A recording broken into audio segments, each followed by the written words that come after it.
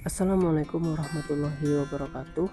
Di video kali ini saya akan membahas pemahaman tentang unsur-unsur yang ada di dalam komunikasi antar budaya.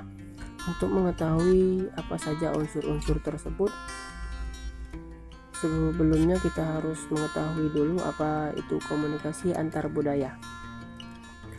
Komunikasi antar budaya merupakan komunikasi yang terjadi antara orang-orang yang mempunyai kebudayaan yang berbeda-beda, baik ras, etnik, sosio, ekonomi, yang saling berinteraksi satu sama lain. Adapun unsur-unsur dalam komunikasi tersebut, yang pertama, manusia. Dalam komunikasi, manusia terlibat dalam dua peran, yakni komunikator, orang yang menyampaikan pesan, dan yang kedua, komunikan yang menerima pesan. Unsur kedua yaitu pesan.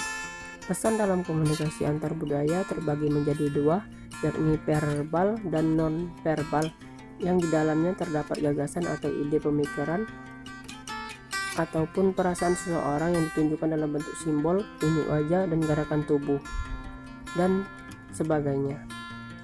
Yang ketiga yaitu media.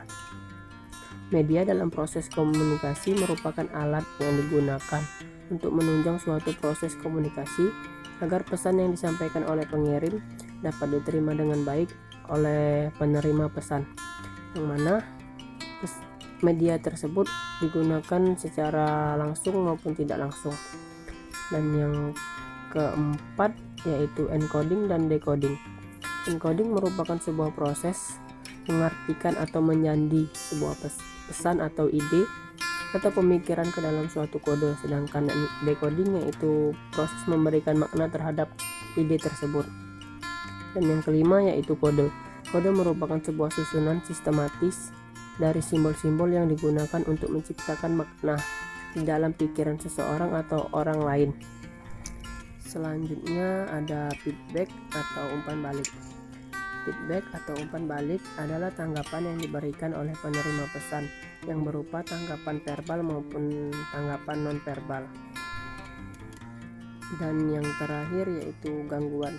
Gangguan dalam komunikasi antar budaya merupakan segala sesuatu yang menghambat laju pesan yang ditukar antara komunikator dan komunikan, dan dapat juga mengurangi makna pesan komunikasi antar budaya tersebut.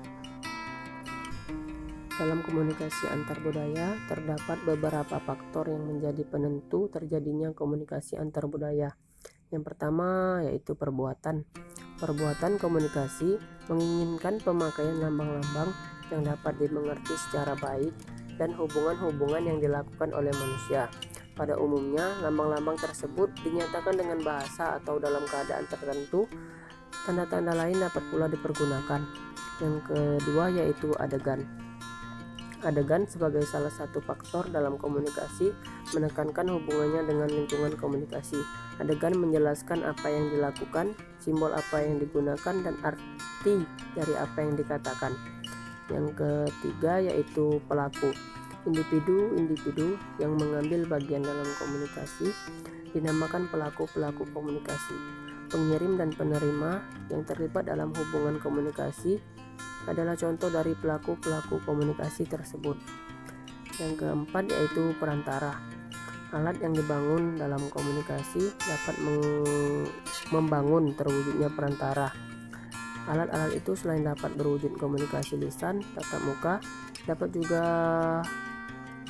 alat komunikasi tertulis seperti surat, perintah, memo, buletin, nota, dan lain sebagainya. Dan yang terakhir yaitu tujuan. Tujuan terbagi menjadi 4. Yang pertama yaitu tujuan fungsional, yang kedua tujuan manipulasi, yang ketiga tujuan untuk mempengaruhi, dan yang keempat yaitu tujuan untuk meyakinkan.